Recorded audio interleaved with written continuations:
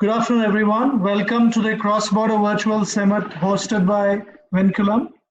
I have esteemed panelists with me, Bandish from Noon.com and Barry from JD Indonesia. We'll do a quick discussion in terms of what trends we are witnessing post-COVID.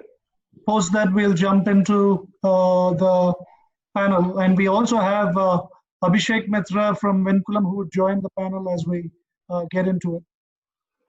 Hi, Venkat.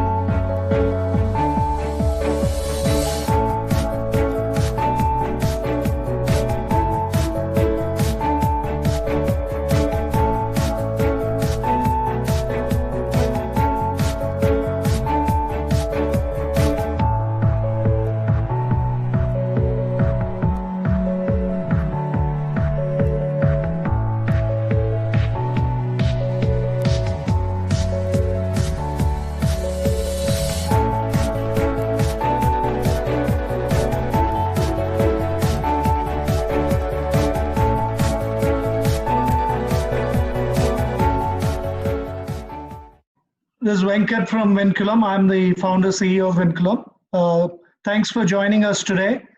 We are trying to do a 1-hour session for each day of this week, covering different topics as you saw in the video. So if this was a live summit, I would have asked you, who do you think is this old gentleman in front of you? But in a virtual one, it's a tough one to ask. But for those who didn't recognize this straight away, this is Rip Van Winkle, so who slept 20 years, right? So in the last 100 days, we have had a similar experience. The world, as we knew, completely has changed. What was there in February is completely unrecognizable. And obviously, the impact of COVID is what I'm talking about. Yeah, it's been a pretty, even getting ready for a seminar, putting on formal clothes is a chore. For somebody who has worn a suit all my life, this is like, even getting ready for a seminar is not easy. So life has really changed. So the ultimate Bermuda Triangle, I don't know if you saw that, but just for, I'm sure all of you relate to it, but it's been really tough. We've been working from home from the second week of March, just before Holi in India, which is the Festival of Colors. And we anticipate working from home till December 31st. So it's a long haul. And working from home can really mess your head. And you finish your day's work and you get back to work. So which is funny. But there's a few clear emerging trends as we see it. So I'm just going to talk a little bit about pre-COVID and post-COVID. And what we are seeing, we're seeing a huge spurt of growth in e-commerce revenue in both emerging and established economies globally. And we'll talk some numbers, but what we are observing initially, of course, we were seeing essentials and personal care and anything to do with hygiene and well-being were the areas which were doing well. But as we went along, we're seeing that most categories have come back to pre-COVID levels, and in some markets, this is way higher than pre-COVID levels. So by and large, most people feel that there is a new normal in terms of at least a 50 to 100% growth in the existing levels pre-COVID across categories. And we are observing that FMCG brands are going direct to consumer. Even global majors are doing this. We anticipate most high growth FMCG brands will work with hyperlocal partners and automate the inventory they have with the distributors to go direct to consumer. And most brands are going omni-channel. Without an exception, everybody is hurrying to go omni-channel. And offline retail, definitely, it will take some more time for it to come back. There is a pent-up demand, but when the economy is open, maybe you'll see a spurt in the initial period. However, I would say offline retail has to do a lot more, and being omni-channel is a method to get there. So just a quick look in terms of the market sizes. We this was actually predicted pre-COVID. Okay, so we are talking of um, the market-wise 18% growth was what was predicted for US, where the e-commerce market is quite a sizable one. As you can see, these are all billion-dollar numbers. So we're talking of 5 trillion. $504 billion as the number for US, and uh, our own thinking is this number will be much higher than this. We feel that the growth will be more in the between 35 to 50%. And China is one interesting economy because they have the advantage of having seen the impact of COVID 3 months before others, and also the economies come back faster. In fact, yesterday I was noticing that the Chinese movie halls also opened up yesterday. So depending on how the economies have tackled COVID, so you possibly are 3 to 6 months away from that scenario in your local market. So whether Singapore and Dubai have done a bit better than other economies in Middle East and Southeast Asia. Indonesia is still largely not fully open yet. India, most parts of India are still locked down.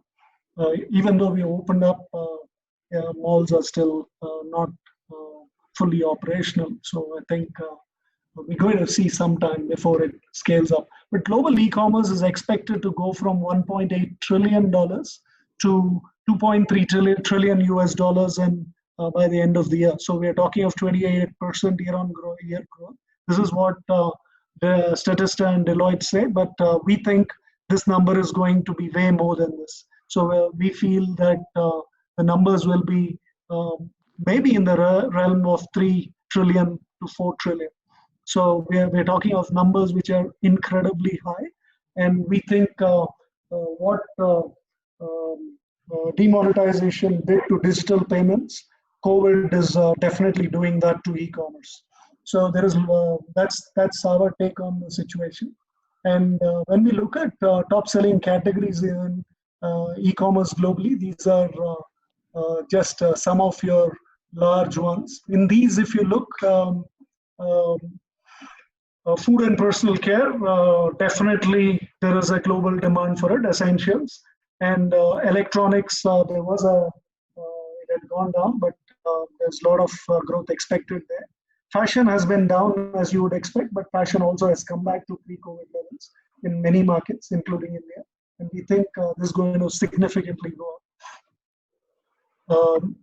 This is an interesting graph when we looked at comparison of what's happened with same week last year versus what happened in this year. So 100% is like the exact equal kind of thing. So even during the peak of COVID, e-commerce by and large has been outperforming what was happening last year. I mean, that's a fascinating analysis to see. So if you take rest of the world, which is that the green graph here, it's been going up and down a bit, but once the economies are opened up, when this is COVID, right?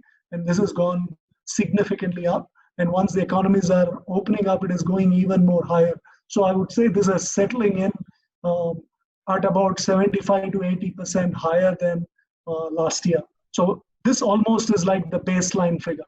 So we will hear from the experts from Noon and JD what they feel, but this is what we are observing global.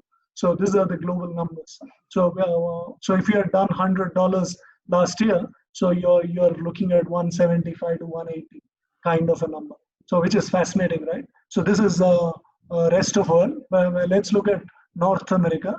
North America also was relatively flat here, about 100, but then as this number also is settling into 170% kind of numbers. And you look at UK, and let's look at Nordics, that's spectacularly high, means it's actually hitting 200%, but of course it's settling in again at 170. So what it tells you is 170% is possibly the new baseline. Okay, so that's the interesting analysis from this graph. That's why we picked it up to see how things were between last year and this year. when even if you think 20% growth is normal, of course, we are talking of 70% kind of a growth being a new normal. And these are some of the categories which we saw in the last 4 months. So no surprise, medical equipment, healthcare, personal hygiene, food and baby products are the ones dominating there. Work from home equipment, laptops, etc. as well. And but we think this, as you go in the next few months, you will watch that because of the big upswing in the baseline, you will see most categories doing well. So what we are looking, and this again talks about a similar thing, but a little more drill down into what products have grown. And you can see this. Some of the packaged foods and FMCG have actually done 400% more than last year. So we are talking of some spectacular numbers.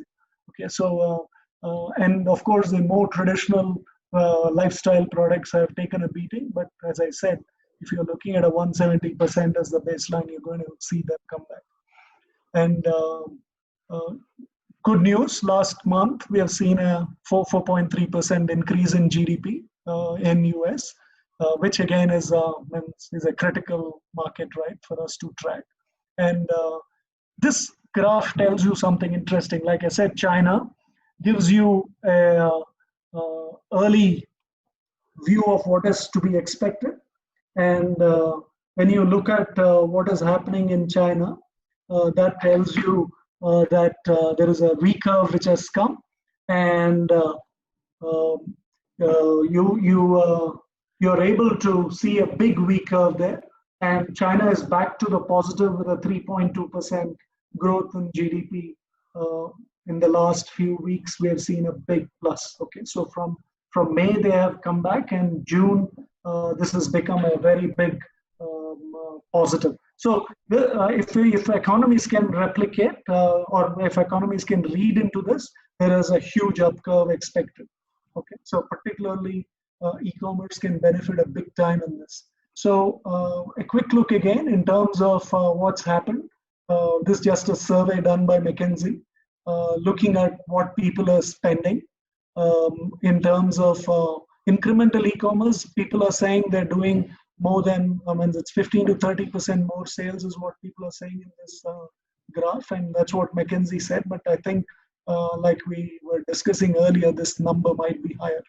And no surprise here, all the categories you are looking are all doing pretty well. When we look at Middle East and Saudi, when we look at Dubai and Saudi, we have seen that 58% are using online as the main mode of purchase, and 92% of buyers have shifted to online buying, at least as a major channel. So that's a major swing up. And these are some very interesting numbers. Amazon has recorded about close to 500% increase in sales of home cleaning products. Okay, that's fine, that's expected. But we're talking of, in general, the numbers are quite high, as we will talk to our panelists. So just confirming the trends, COVID returning in cycles and extended work from home. So you're possibly looking at a permanent shift in buyer behavior, even though markets will open up. Dubai, I understand, is completely opened up in terms of retail. But we do think this is here to stay. So it's not going to go away. Click and collect, curbside pickups will be on the rise, even if offline retail, for it to work, social distancing is critical. And we will have to make sure that changes process-wise are implemented. Many new buyers are shopping online. So including people above 60s. So which is very interesting, right? These are people who have never shopped or maybe used the computer in a big way. They're actually stepping up to shop online. Online revenues, like I said, we're thinking markets like India might see a 4x growth. Other markets may see a 2x growth. So these are broadly what we see. Now, what does it mean for the brands? Because cross-border revenues, therefore, both domestic and international, is a serious opportunity. for all good quality and high growth brands. Why do I say that? Because people are more cautious. People want to work with trusted products. People want to work with products which are good. And brands have to go the extra mile to make sure that they're able to justify the quality and they're able to deliver each time, right? So people really want to work with trusted brands. So there is a serious opportunity. And when we look at the cross-border piece, these are some of the size of the markets. On the right, you're seeing the e-commerce numbers. So obviously, big markets, right? US is about 552 billion, and Asia, fueled by China, of course, but still $831 billion. And we're seeing emerging markets like MEA and Africa. Africa is largely still a new virgin market, but fantastic opportunity to scale. And I won't take too much time, but the one on the left tells you all the growth rates. So these are all expected growth rates this year. The numbers will be safely higher, triple of these, like we said. These were pre-COVID numbers. And what we can do as Vinculum is we have created a network of distributors in every part of the globe. And as you would hear from some distributors tomorrow, so we are we have created an ecosystem of IOR partners, content creation agencies, bonded warehouses, custom clearance agents in different parts of the world. And through that, brands can work with us to go and tap into this cross-border opportunity. And with that, I will jump into the panel discussion. Thanks for listening to me. And our speakers are Barry, who is the head of regional development in JD, Bandish, who is a VP seller operations in Nott, and Abhishek Mitra, business head for cross-border in Vinculum. I'll straight jump in to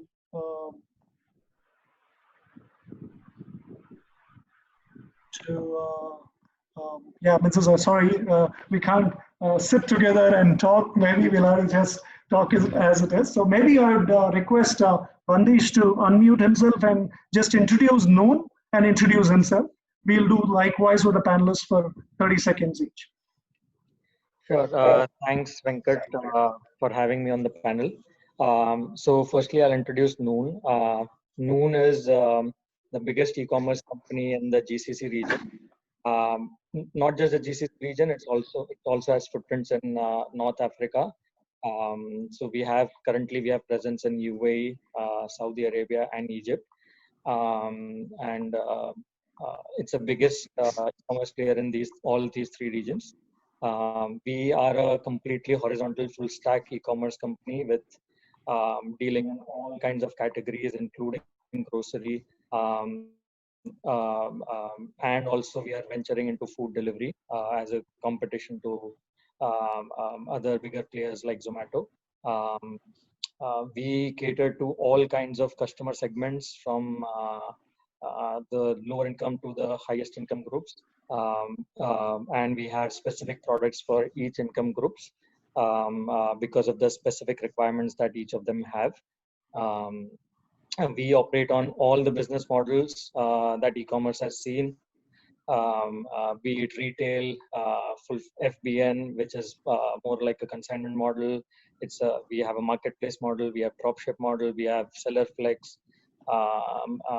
So we have, in general, we are able to, as of now, support all kinds of operational models and all kinds of complexities. Yeah, so that's pretty much about Noon. A quick summary, right? And I head the entire seller operations for the MENA region at Noon. So anything related to right from onboarding stage till the final, the returns of the products, right, which probably could be termed as a final stage. All the touch points that are there with the sellers, that is where me and my team come in. Yeah, so that's pretty much it. Thanks, Manish. So we'll come to specific questions. Barry, I would request you to do the same. Just introduce JD to us and also introduce yourself and your role. Yeah. Hi, everyone. My name is Barry. I'm in charge of the region development for JDID in Indonesia. So JDID is a subsidiary company from JD.com China. So we established in Indonesia starting 2015, and we are one of the top e-commerce company in Indonesia. So we do e-retailer and also marketplace in Indonesia. We run our own logistic operation. So we have 6 main warehouse in Indonesia across the island, and also we have our own delivery service to for certain area. And in Indonesia, we have approximate 70,000 square meter of warehouse. So to serve our retail and also fulfillment service for our seller. I think that's it from me. Thank you very much. And Abhishek, you could introduce yourself too. Sure. So thanks, Venkat. Venkat mentioned about Vinculum. So Vinculum is pretty much a global software company which is enabling omni-channel retail. Our mission is actually to help brands and retailers to scale easily, reach, and of course delight customers across channels globally. We have close to 150 odd integrations. We serve close to 30 countries, and we have close to 80 plus network partners offering various kinds of services to help some of the sellers trade internationally. In terms of our investor network, we are backed by some of the leading names, including Axel Partners, Ivy Cap Ventures, and RB Investments. One of our products, the warehouse management system, has been part of the Gartner Magic Quadrant for 4 consecutive terms. So that's as far as Vinculum is concerned. And I head the cross-border vertical at Vinculum. And one of the mission statements that I've taken along with my team is to help a network of SMEs, MSMEs, and brands nearing to close to 500 in the span of the next 3 years to trade not only across channels, but also across multiple countries that are being currently serviced by Vinculum. Thank you, Abhishek. So we'll start with Barry, if it's okay. So Barry, I wanted to ask you, let's talk about JD, right? Which categories does JD specialize in? And yeah, let's start with that. Yeah, we are more on 3C category, electronic and also home living. And we see some good trend increase, especially for the groceries, yeah, because of the pandemic. But mainly for us is the 3C and home living. Okay, and from a cross-border perspective, Yes. which brands from which countries are predominantly present in JD, and what steps do you take to onboard brands? Okay, we have our landing in our platform. We have our landing page. We create special for global product, and we also divide into country of origin. Each country for our seller is have a different specialty. So such as Australia, from Australia, it will be dominant by food supplement. Korea, for South Korea, will be more on the cosmetic. So China will be more on fashion and home living product. So all those countries have their own specialization. And to set up the seller, you don't need to create a company in Indonesia to for selling as a cross-border. So you can still operate in your country. And if necessary, if needed, which is a lot of our cross-border seller did, to send the stock in Indonesia, and then we can fulfill for our seller. Okay, now what would be the typical SLAs, Barry, in terms of deliveries? So it's important that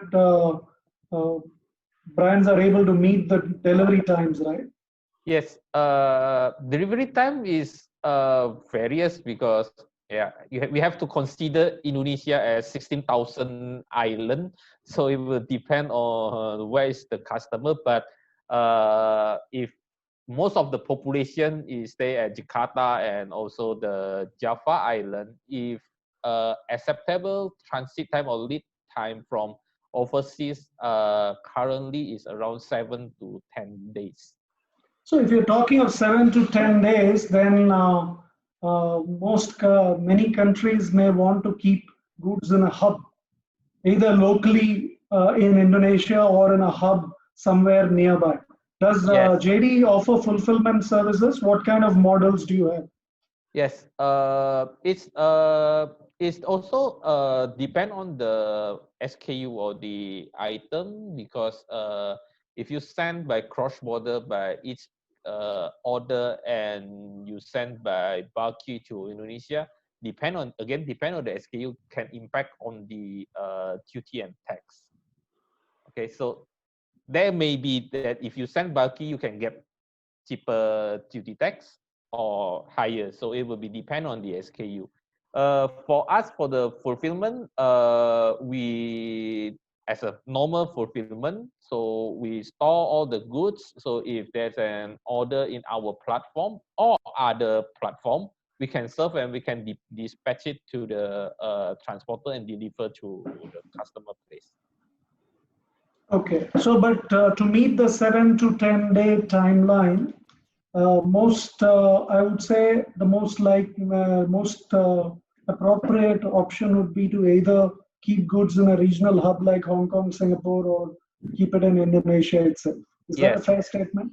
Yes, if it's Indonesia, there will be a lot of advance also. If you keep it Indonesia, we can have instant delivery, which is reach customer in certain hours, and depend on customer, but mostly average we can, if it's Indonesia, we can already deliver to the customer by 1 to 2 days. 1 to 2 days. Okay, Yes. yeah, understand. Yes. If And yeah. tell me, Barry, what has been happening in terms of the trends with respect to impact due to COVID? What are you seeing? I presented some stats in Indonesia, in JD. What are you observing? The trend is also is on the higher side, depend on categories, some like groceries, etc. And now customer behavior is also switched because now they need more instant delivery. So we will need to provide fast delivery to the customer, because if it's about groceries, meaning customer to expect it very fast to arrive at their door. And home living product is also one of the highest, because I think now people stay at home and work from home, have time to cook or do their own things. So give some examples. What are the different kind of products which are really popular in JD? When we say home living, 3Cs, what are we talking about? Just for some of the audience. If it's electronic, some like rice cooker, we are talking about refrigerator is all increased. And then if it's home living, maybe the kitchenware or that related to kitchen is also on the high side. And you don't do supermarket. Grocery is not an area you do. Is that correct? Sorry? Do you do grocery as well? You don't do supermarket? Yes, we did grocery because we are e-retailer, so we also have our groceries. So rice, cooking oil, a lot of so all these products, you must have seen a big spike up in terms of requirements. Yes. Is that right? Yes, and also some like hygiene item is also been increased. And who are some of your key competitors in Indonesia? For marketplace, our competitor will be Tokopedia, Shopee, and Lazada. While for e-retailer, I would say that we are the market leader. Okay, and you have a strong linkage to the offline retail as well. Yes. Do you, I mean, you can talk a bit about that and how you see that progressing for the rest of the year. And what are the, I'll come to the opportunities for brands next. Yeah, we see more offline brand now decide to come on board to online, and JD value is connect with their vision, because we only sell original items, so that's why a lot of offline brands trust their store to JD, and we also help them to do all the e-commerce online fulfillment. So it really benefit for those brands. Okay, so what are the things that JD can do for brands to come into your marketplace? How would you build the marketing for them? And what would be your recommendations for good, high growth, high quality brands to come into Indonesia? What would be your recommendations? If there are 3 recommendations, what would be there? Okay, we will have our a lot of way that we will help our seller to promote their items. So we will, in the certain week, we will rotate the country to promote, the original country to promote. Then a lot of opportunity. We also when we do a certain category promotion, we also include several seller on it. For example, if we have a home living category promotion, then we will invite all the seller to participate. We also have our seller that have share the stock in our fulfillment.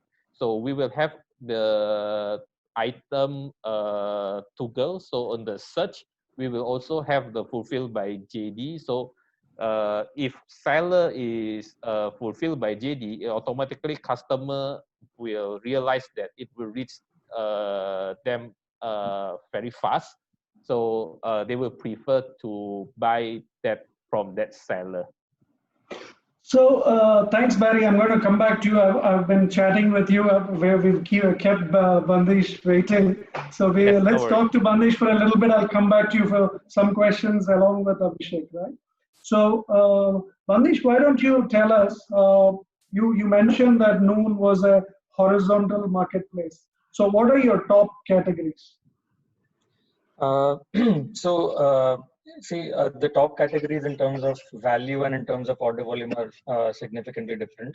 If I generally talk about value, right, or the business volume, it's electronics that takes a big share of the pie, followed by a lot of home living, furniture, and beauty, and health and beauty and personal care. These categories are very big in GCC region, and all the big brands around the world, are available here, both in offline and online market. And yeah, I mean, in terms of pre-COVID, numbers, these were the categories. Post-COVID, the medical equipments and the PPE kits and grocery has taken a big share of the pie in terms of order volume,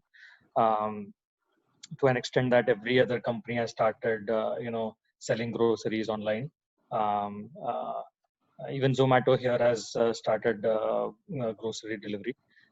So yeah, I mean, in terms of categories now, post-COVID, medical equipments, medical stuff, medicines, health and safety gears, kitchen equipments, these are seeing a huge rise. Electronics. When you say huge rise, that is 200%, 400%, what are we saying? So when the economy went cold turkey, right, and like during the lockdown, it went upwards of 300%. Even touched around 450%, especially the sanitizers and the PPE kits. Like we were running out of stock basically. Otherwise, it would have hit even 600%. 100%. Yeah. So in general, that's generally the talk that we have when we have management meetings and board meetings. That it's not about what we achieved; it's more about what we left on the table, right? So yeah, so and we definitely left a lot on the table because of it was a paradigm shift in terms of the entire operationally how prepared we were, and inventory levels, etc. So yeah, in general, that has seen a huge a shift in terms of the baseline shift. As far as electronics is concerned, that still remains a high category in terms of volumes, but the shift, the increase was not that high. It was high in normal standards, but not as high as these categories. And if I talk specifically about Saudi Arabia, Saudi Arabia has entered a new VAT regime. So earlier it used to be 5% VAT, and now it's 15%. That's because of the austerity drives that they are implementing there. So there has been a demand contraction in the high value, high ASP categories, and more categories that probably put a dent in your disposable income, right? So phones and fashion, etc. Has been lower, but at the same time, other stuff which are essentials, that still remains high.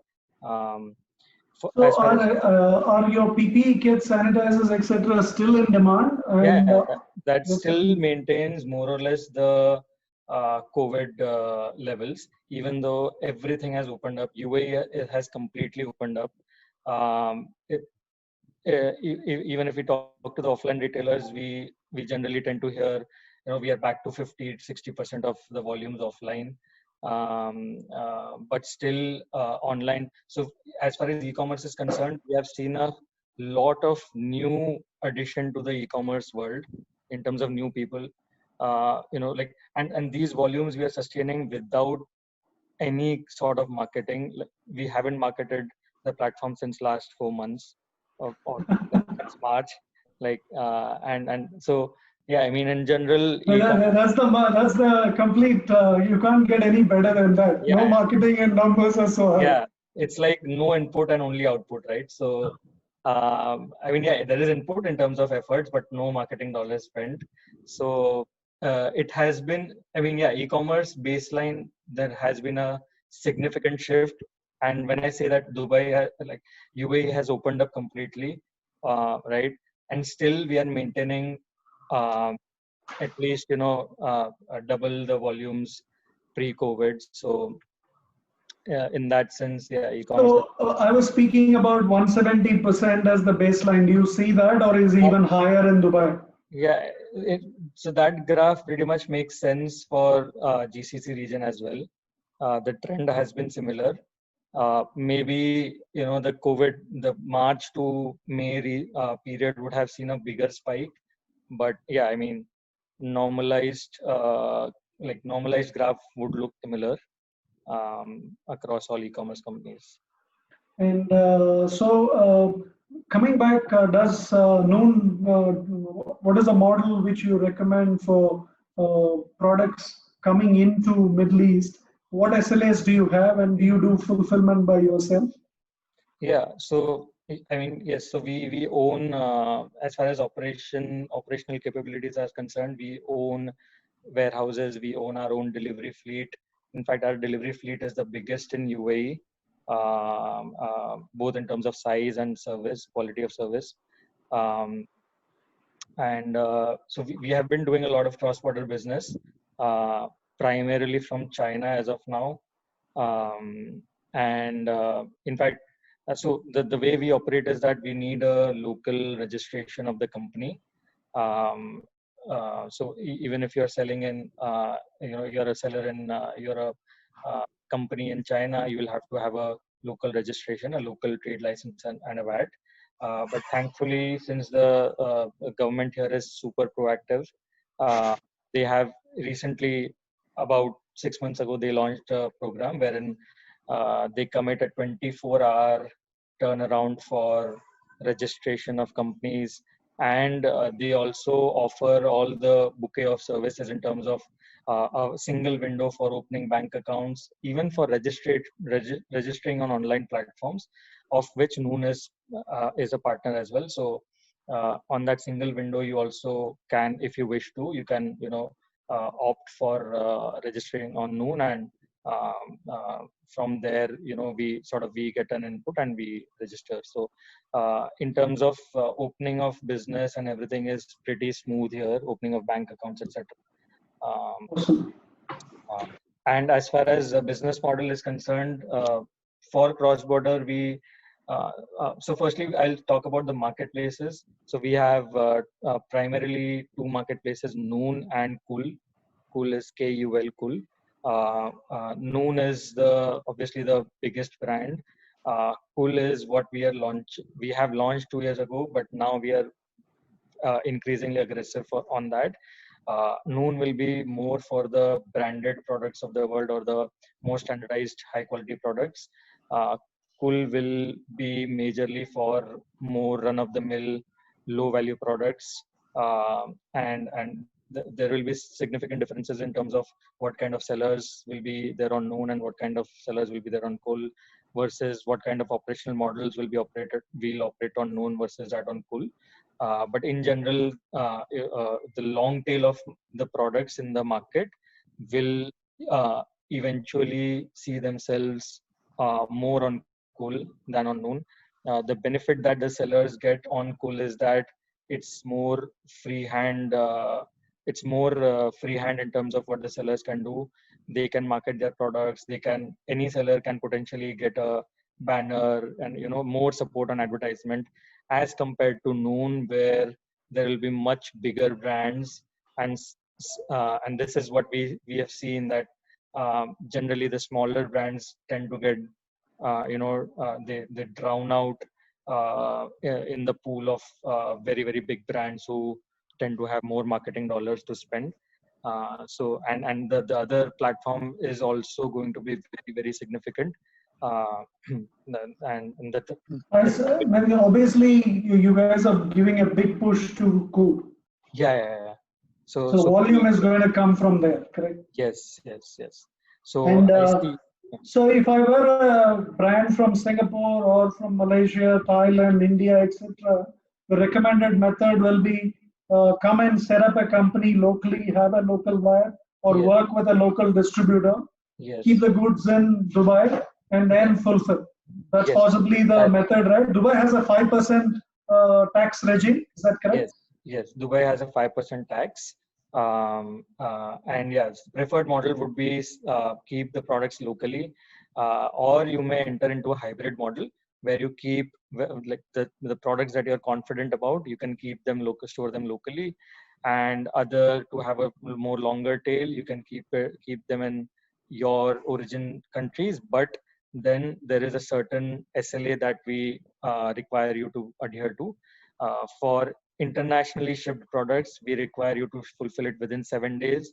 Due to COVID, we have relaxed it to up to 10 days, but nothing goes beyond 10 days. And we have a fair bit of stringent policy if you don't adhere to that. So, and if you're selling it locally, we don't go beyond 3 days. So you have to ensure that it's fulfilled within 3 days if it is locally available. Over and above this, we have a fulfilled by Noon model, but there we are a bit more selective because it eats up into our inventory space. So we are selective in terms of what brands and what products that we are confident of in terms of which will sell on Noon, right, or on Kul. So yeah, because so there we have a certain selection criteria. But apart from that, any other product is allowed. Barry, we're coming back to you. Do you have differentiated models like this, big brands and small brands kind of thing, or is there a particular style or size of brands that you look for in JD? No, we don't difference. We don't have much difference. You don't have a difference. Yeah. Abhishek, I'll come. Let me ask you, what are the type of models that our partners can, or Vinculum's partners or Vinculum can support? Dropship being one, wholesale being one. Can you talk a bit about them? Sure, Venkat. So, globally speaking, a lot of brands, especially the first-time sellers, in order to mitigate the issue of any kind of working capital risk or inventory management, prefer to list directly across the marketplaces or through a local entity. But they pretty much prefer to do the drop shipment as a start because one, they're not too sure about the market and what kind of response will their product have. So dropship becomes an entry strategy. But I think progressively in terms of gaining foothold, both in terms of margin and in terms of revenue, they all move to a model where they would want to work with a local partner who understands the nuances of the local market and who can possibly look at multi-channel retail for them. So when I say multi-channel, that will mean both offline and online. And if that model also is able to generate significant amounts of revenue, going forward, the brand may decide to put up their own subsidiary and own and operate their operations, thereby, probably having the highest margin share. So purely from a progression perspective, I think a lot of sellers will move from a dropship to a consignment and later to an own and operate model. But when we look at the countries here under question, lot of each country, I think you'll need a separate strategy. Dubai clearly is you need a local presence. There's not much to discuss. So the dropship may not be the right model for Dubai. Dubai, you need to keep the goods locally. For Correct. Indonesia, you could possibly look at a dropship from Singapore or from Malaysia, kind of, or Hong Kong. Yeah. So those are Correct. possible things to think about. Of course, I'm just contrasting the two, and each country is different. Yes. So who are the competition for you, Banish, in terms of, and which are the big markets in Middle East? So competition for GCC, it's majorly Amazon. It's mostly a duopoly here. We don't have any other smaller players. They're too insignificant. So it's majorly Noon and Amazon. Amazon acquired Souk about a couple of years ago in 2017, I think, and that is how they entered the GCC market. Saudi is the biggest market for GCC, primarily obviously because of the size and population. But UAE has a very good internet or e-commerce penetration. Egypt is also very big, and we are increasingly becoming more aggressive for Egypt as Noon. And in Egypt, we have, I think, two competitors. One is Amazon, obviously, and another is Jumia. And there are 2 or 3 more other smaller players. But yeah, in general, these markets are very, very ripe for e-commerce explosion. It's already in that phase right now. But thanks to COVID, that has sort of accelerated. What was your second question? That was the competition, right? And yeah, competition and the size. You have addressed both actually. So those are the things I was saying. And in terms of helping the brands to scale up, you've already done a model where a lot of Chinese brands have come into Middle East into India. Yes. So we have more close to 800 sellers from China who operate on who sell on our platform right now, and that was higher pre-COVID, and then it has sort of slowed down. But we were very aggressive. We also did a big event in China, I think in January, and we sort of saw a lot of interest there. Generally, the model that we follow is we have an aggregator who sort of helps the suppliers, who is a local aggregator who helps the supplier to navigate all these requirements in terms of registration and local company registration, and even supporting them with warehouse to support returns, because returns, as you rightly said, that that's the reality of e-commerce, and if not handled well, that can sort of be a make or break situation for the brand in terms of selling online, right? So so how to handle returns. So aggregator sort of supports in the warehousing to keep the returns. They also manage cross-border logistics, so custom clearance, duties, etc. They manage that. They also help them with the cataloging. So they have their own partners, and so essentially we tied up with certain aggregators, and these China sellers were enabled on our platform through these aggregators. Similar kind of a construct, if struck for other countries, it proves as a catalyst, and it becomes very easy for the sellers in that geography to sort of get onboarded and start working on these platforms. So the two or three things which come to my mind. Well, one is, of course, this is precisely the reason why we have created a network of distributors. So there is local distributors who can actually take care of all the compliances, and also to make sure that they can be the go-to party to build the brand and locally make sure their SLAs are met. So both in across multiple countries. The same applies to Indonesia, same applies to Dubai. And we also work very closely with the Singapore government in terms of taking brands from Singapore into international markets. So there again, cluster bringing the brands is what we are, a similar model is what we are attempting. So I think that could be quite interesting. Barry, you have any suggestions on how we can get a lot of brands into JD and how the brands can succeed? We looked at the categories. Yeah, for you, barring fashion you have, but it's a smaller category. The rest of the categories, you're big. Even fashion, you're not small. You want to talk about that? Yeah, fashion for sure. We are not that. We are not small. But maybe I have to state that again. We only allow certain curated seller, which is original brand. Again, because that's the value of JD ID and JD.com. So seller will have to go through the process to enable to have a store in our JD ID. But that is also bring a lot of benefit because it's the brand that customer can trust. Yeah. So we have the certain customer segment on those pages. So it is when I can keep going on. I'm not sure if we have to keep some time for audience questions. Sakshi, do you want to take over and ask the questions at this stage, or because we have broadly covered? I think there is a common theme which is emerging, that online is settling in at a very high level, and there is a big opportunity for brands to go international.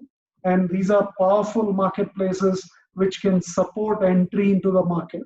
And so I think we can possibly go specific and ask questions to them for that. Sure.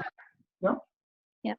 Hello, everyone. I'm Sakshi from Vinculum Group, and I'll be taking care of the Q&A. So you all are requested to post question if you have some. So Venkat, Wilson Tan is asking, how is localization handled, like local language in different regions by brand? And what about the value of products sold?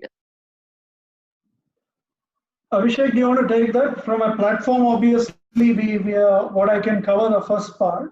The first part of the thing is we have an automated listing tool which is multilingual, and we have mapped the hierarchy requirements and the attribute requirements. We have mapped the hierarchy, and we have looked at the attributes and image requirements of each marketplace, which means that you create catalog once and it automatically becomes suitable.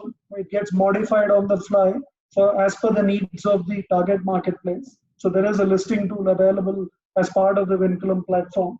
But on top of that, since it's multilingual, you can easily set it up. But you will have to work with some content player locally who are part of the Access Vinculum team, so that you can create local content and you can then put it up in the marketplace. That's the first part of the question. Can you explain also, Bandish and Barry? Maybe you can tell us how you would support this initiative as well from a cataloging perspective. Sorry, Barry first. Yeah. Go on. Bennis, you can go first. Yes, so I think I'll quickly just answer that. So yeah, we also support. So we have a bunch of outsourced partners. So if the seller is not able to do it himself, we route them through to one of our verified partners who at a certain cost, which is subsidized. They do the entire cataloging, and if photo shoot is required, that is also supported by us. And from there you can simply make the products live on our platform. Barry, do you want to cover that as well? Is it similar? Almost similar. So it's also depend on the seller and also our key account team. So sometimes several case also we will help seller to do cataloging in our platform, and seller itself can do it themselves also. So what we do, Barry and Bandish, is a similar thing. We have an access Vinculum model where we have set partners who are there, but the tool actually automates 80% of the work. So which means your content creation is limited to local language changes, and so it's not like just a Google translation. You have to do more, right? So that is something which we have the partners to do.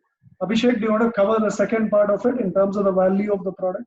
How do they get the money back, and how does it work? Right. So in terms of the value of the products, there are two things. One is that if you typically work on a dropshipment model, you either have your own bank account through which remittances will happen, or you work with one of our partners who's again a global remittance partner. In fact, we have multiple such partners, and they help in creating a local bank account for you through which the remittances will come after the marketplace will deduct their own commission. So those are the two ways in which the payment of money will come.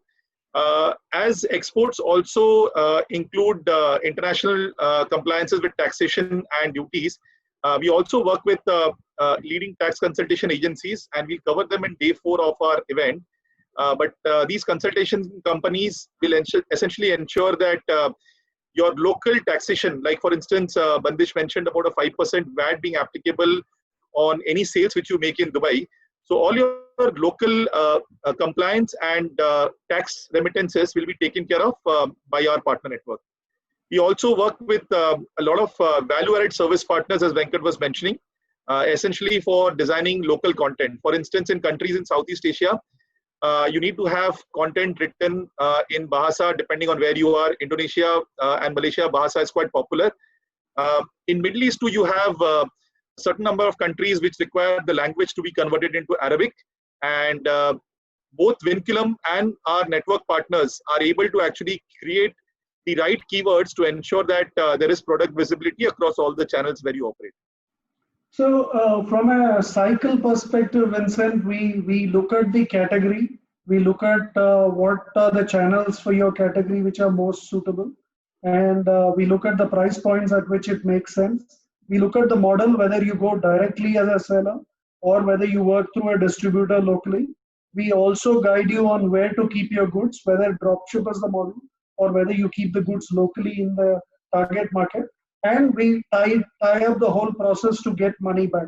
So which essentially means if you, we look at the whole cycle in terms of taking you international and getting you your goods sold on the potential channels. So Sakshi, back to you. Okay, so the another question is from Amit B, and it's for JDID. So the question is for JD, with products like refrigerators, rice cooker, etc., what's the percentage of cross-border trade? Okay, several refrigerator for sure. I think for cross-border is almost zero because it's too big. But small home appliance such as again like rice cooker, juice blender is we still have some brand from China that quite sellable in Indonesia. But, so Barry, just maybe just put it in perspective. What is the size of JD? How big is your marketplace in terms of revenues and number of products? per product? Number of products, number of brands which are there on the marketplace. Oh, I don't have the number, but currently we, in terms of SKU, we manage around 900,000 SKU, but brand, I don't have the number. So what I'm trying to explain is JD is such a big marketplace, and there are some items maybe cross-border is low, but there is so much of opportunity for many categories. Is that a fair statement? Yeah, it's a fair statement, correct. Okay. So back to you, Sakshi. Thank you, Venkat. The other question is from Amit B again. He's asking any examples of brands from Singapore that have been assisted to internationalize. Oh, we are what we spoke, right? We are working with the government of Singapore, a body called Enterprise Singapore, where the government and there are multiple schemes that the government of Singapore has, and they have empaneled vendors who are suitable for cross-border and for tech stack, etc. So we are part of a few panels. So we are a digital resilience partner for Enterprise Singapore and also for cross-border activities. On an average, we are helping a dozen brands from Singapore go international every month.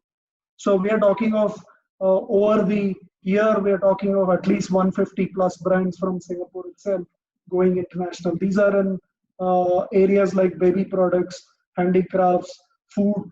Abhishek, do you want to add a few more there? There are multiple categories which yeah, Venkat, in fact, I was kind of looking at one of your earlier questions. I think in the current scenario of COVID taking its toll globally, some of the categories which are emerging and which are going to do well are expected to be health and beauty, ready-to-eat snacks, athleisure.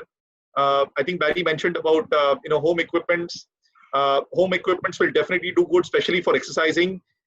We are seeing an increased demand for beauty and personal care and kids and baby products. So these could be some of the categories which will have a very significant growth phase in the coming times. The usual suspects being apparels and other fashion categories. And these are already areas where we have many brands from Singapore going international. Yes. So on about 12 brands a month, 150 brands a year. Sorry, Sakshi, back to you. yes. So the another question is from Mujab. He's asking, in UAE, does the seller should only sell based on the trade license activity or can sell in any category? Yeah, so it's based on the trade license activity only. You will the trade license will allow you only for the activities that you register for, and only those will be allowed to be sold on our platform as well. Okay, so Bandish, there is a you take a general trading license, and if you have a whole gamut of categories that you want to operate in, you should take a general trading license. Okay, we have one more question for you. So this question is from Zina Bandish, and the question is, can you please mention again the difference between Kul and Noon? Noon is more, so basically these are two e-commerce platforms and the same parent company. So Noon is more for branded products or standard products, but that's probably just the ice of the tip of the iceberg, right? So a huge chunk of long tail products, they sometimes don't have a brand. They are they are very cheap in terms of value, but the quality might not be as good as a more expensive version, which is a more branded version, right? So that's significantly a different set of that targets a different customer base altogether, and that is why we have a separate app for that. So Cool is more run-of-the-mill products, more generalized, standardized products. Things that don't have a brand associated most of the times. A lot of stuff that comes from China uh, typically fall under this category. A huge chunk of our catalog is actually driven by Chinese products, but they certainly sometimes don't. They are not able to market themselves because under the umbrella of bigger brands who tend to take a lot of visibility, and that is why we have a separate platform now for such products, where it's more of a level playing field, and in terms of visibility of the products. And would it be fair to say that it's like Flipkart and Too Good? Yeah, it's similar. Yeah. So and there are other, like I don't know if you know, Club Factory is another portal, right? And there's a company called Wish here, which does that. So these are typically operating in the similar market. Club Factory is pretty big in India also, which got banned recently. But yeah, I mean, that's the segment that Yeah. Back to you, Sakshi. Yeah.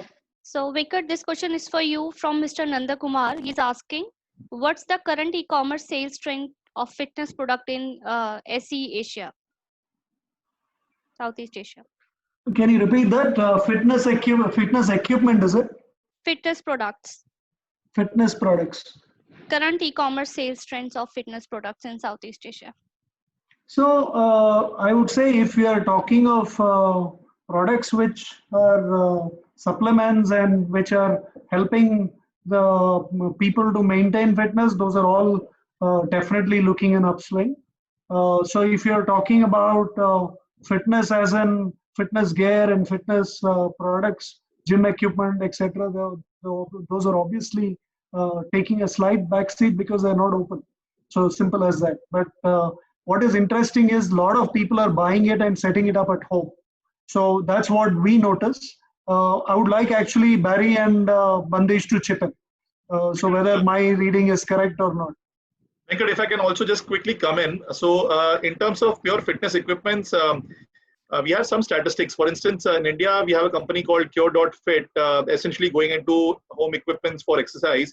From a very small base, I think CureFit has grown up by 400% in the last quarter, purely on the account of a lot of employees being on work from home for various companies. Likewise, for Lazada and Shopee also, we see a similar trend coming in. The last statistics that we had from both Lazada and Shopee for Southeast Asia mentioned almost a 3x growth for personal home equipments across all the regions. And I think the biggest contributors to this particular category were from Singapore, Malaysia, and to a large extent Indonesia. So those were the three emerging markets for fitness equipments. Thanks, Abhishek. Barry, do you have fitness as an important category in JD, and what's been your observation?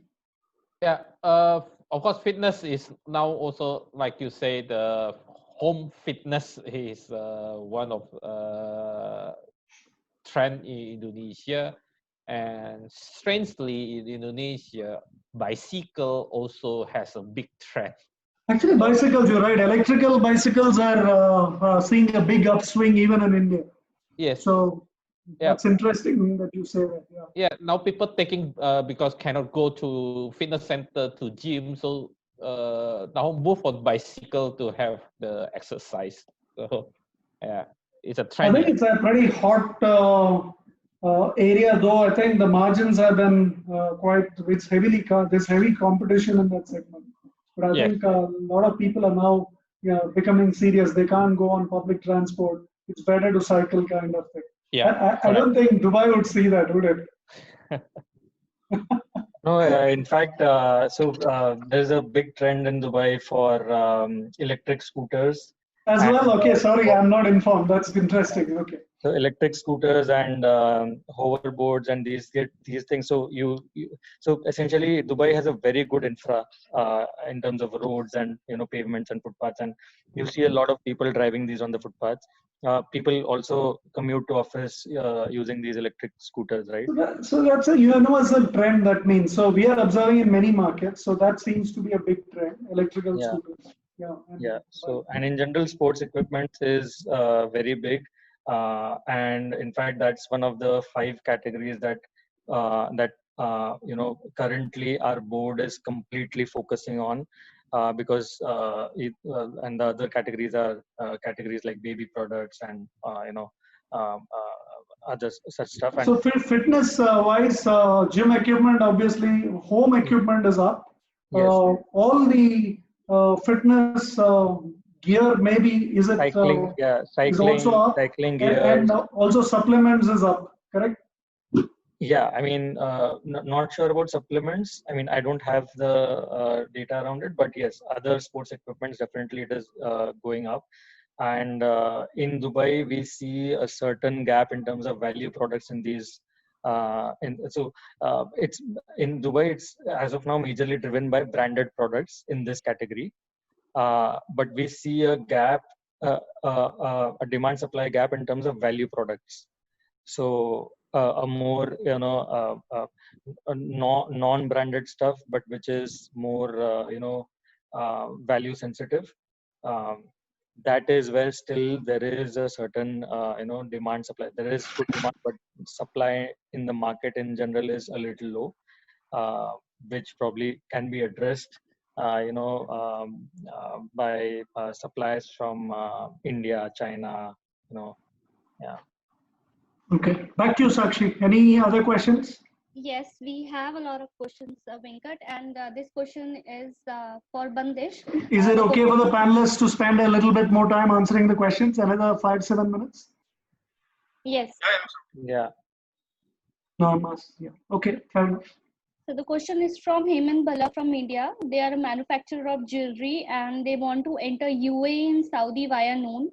And they want to know the response for Indian ethnic jewelry in UAE, Saudi, or on noon.com. To be honest, jewelry is something that we are not very big on as of now. And it depends on which jewelry, right? Like there's a whole segment of various segments in terms of jewelry also, whether it is precious stones or is it there's these I don't know. I mean, China. Fine jewelry and imitation jewelry. Yeah, imitation jewelry. So a lot of stuff is there, right? So I'm not. So as a category, Noon is not big in that category. Also, there are concerns around. It's difficult to do exact photography of jewelry, and invariably it turns out that what you receive, and what you see on the website will have a stark difference. So. I mean, as of now, we are not very, very aggressive or very big on these categories, but yeah, I mean, that can be explored. All right. So okay, we have another let's study that, Abhishek. We'll speak to Hemant and let's look at what are the options there, right? So Hemant, we will take it offline. We will just put down our email address on the side. So but that just to Abhishek, you can do likewise. Just to add a side note, yes, jewelry is very big in UAE. Anything fashion is super big in UAE. So yeah. Yeah, it's a highly, the way I describe to people is Dubai is a 6-star market. Yeah. Yes. So everything which is 5-star and above, you will find in Dubai. Absolutely. So Bandish, the other question is for you, is from Wali. He's asking, what are the opportunities that Noon is offering for e-commerce startup?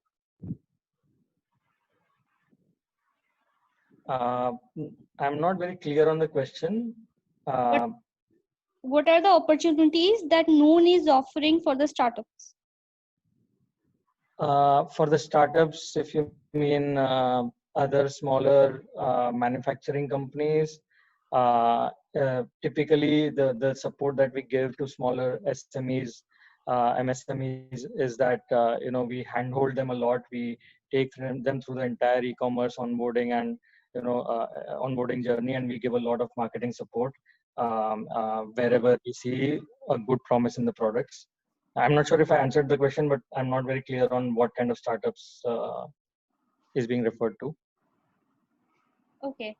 So well, there is an ecosystem which is obviously being built up around, and there are a number of startups which are coming up in the Middle East. But of course, it's not. UAE is very clear. You have to make your plan very, very clearly before you do the startup. Yeah. It's a slightly unforgiving market if you don't do it that way. Yeah. I think also the question to Bandish would be that for first-time sellers, especially, the whole of Middle East has so far been looking at only sellers from China in terms of the cross-border expansion. So sellers from any other region, would there be any first-time effort to promote some of them in terms of both categories or marketing? I think that could be a relevant question. The other one would be that Dubai, or rather UAE, is a very interesting market. One of the only markets which the government has actually enabled free zones. So for a lot of sellers who are actually willing to kind of ship to Dubai, that also becomes an option where you could potentially use any of the free zones. And again, we'll cover that in a separate session day after tomorrow. A lot of our 3PLs, the Vinculum partner networks, actually have bonded warehouses spread across Dubai. And you can potentially keep the goods in the free zone without paying any duties and taxes till such time that a product is actually ordered. So there are multiple free zones in the entire UAE region, and it becomes a perfect hub and spoke model, not only for UAE, but also for other countries like, let's say, Saudi, or maybe as Bandish was mentioning, Egypt becoming a potential country to move the goods. But I think Egypt, of course, is a bi-directional. Egypt also products coming in. Sure, Egypt is a very interesting market. Yeah. So to your first question, in terms of promoting certain sellers of certain geography. Sure. So going back to that question, I think the question for Bandish would be that. Sorry, we lost you, Abhishek. You'll have to repeat. Sorry. So I think the question for Bandish would be that, especially for sellers from Southeast Asia, India, and a few other countries, would there be any special initiatives from Noon.com to incentivize and promote them across their marketplaces? Because these could be products which are very unique to the market, which Noon would probably have not got till this point of time. Yeah, I think in general, as Noon, we are always open to doing new initiatives and new ideas in terms of be it marketing or business model tweaks, etc. So that's not a problem. As of now, we haven't explored a marketing specific to certain geography, products from certain geography. But we are thinking in those lines, especially now. What we are also doing is we are coming up with a certain tag on our website, which clearly demarcates what's an international product and what's a local product, so that it's clearly visible to the customer, and that also sort of sets the expectations in terms of the timelines, SLAs, and what kind of product they should be expecting. Starting from that and all the way up to marketing campaigns, etc., we are open to that. As of now, we haven't explored. But if there is enough promise, right, in terms of and enough catalog size and enough uniqueness in terms of the products, that should be a no-brainer, to be honest. But I think Bandish also answered earlier, Abhishek, saying that look, he would like an aggregator to bring in multiple products. So they did a similar model with China. That sets your target, Abhishek. Absolutely. So, Venkat, the other question is, how about the business growth and opportunity of organic products in cross-border trade? Abhishek, or one of the two, while it's directed at me, I think organic products also there's a huge opportunity, particularly because people are very conscious about quality.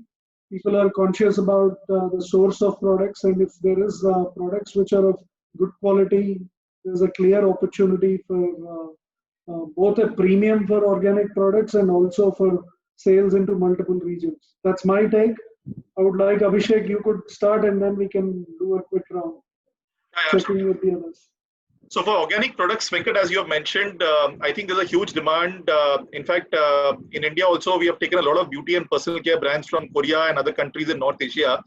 But I think the reverse trend of some of the very strong Indian products into the organic segment are now exploring other countries.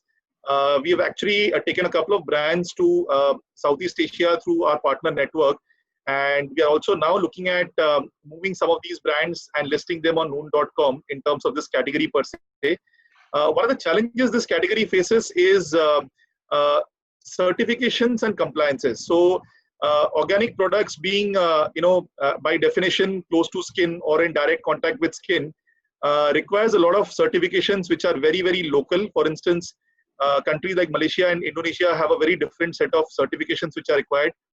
In countries in Indonesia and Malaysia, you require a halal certification, which has become a must.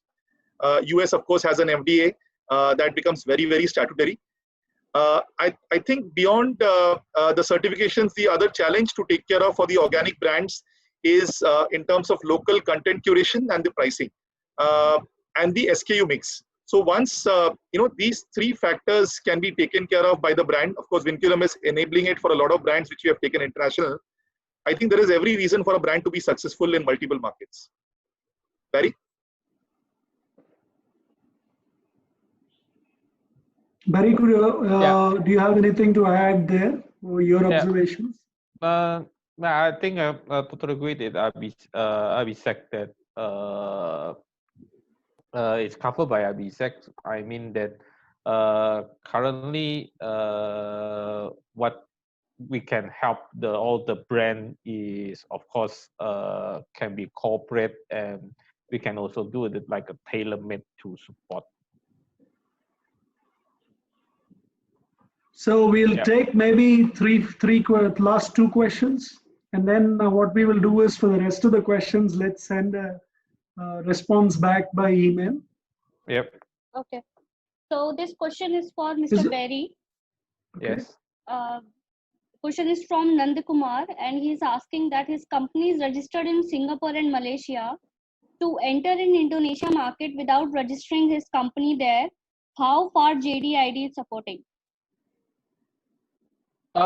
It's not required to set up a company in Indonesia. So even if you are based in Malaysia or Singapore or India, it's still possible.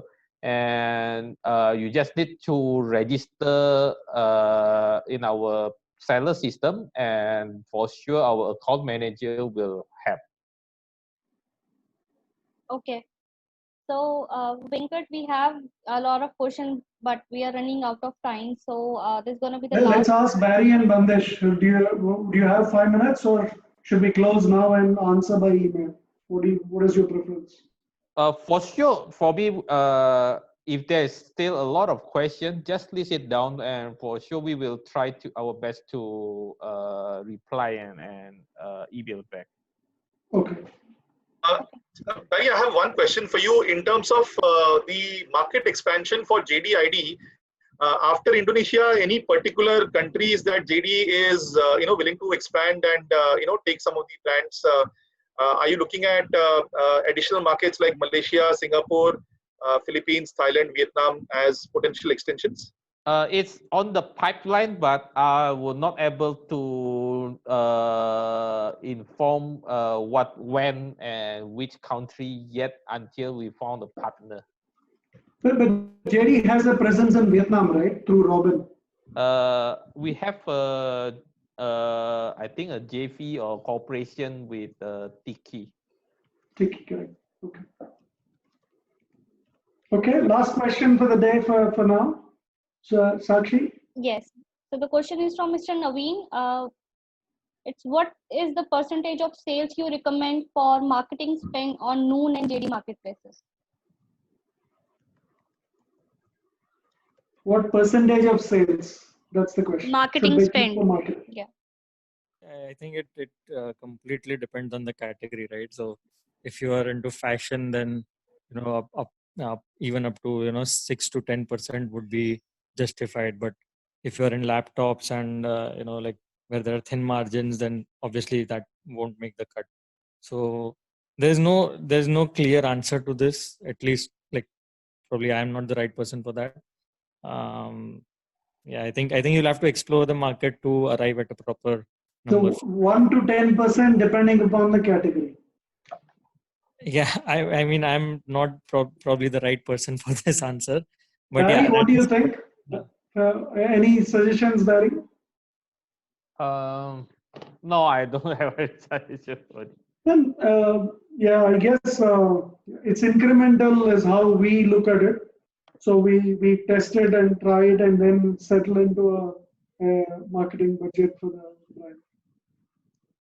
The way I would probably take up this question is that in your initial phase, when you're trying to launch a product, obviously marketing as a percentage of your overall sales will need to be substantial so that you are able to, create that buzz in the market about your products.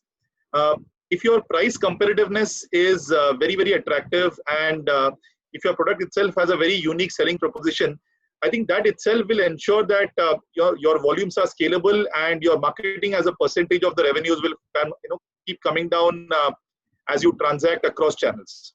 So initially, it will be wise to probably peg a higher percentage as a percentage of sales. But depending on how much traction you get for your products, eventually it might come to a scenario where your marketing spend start falling down.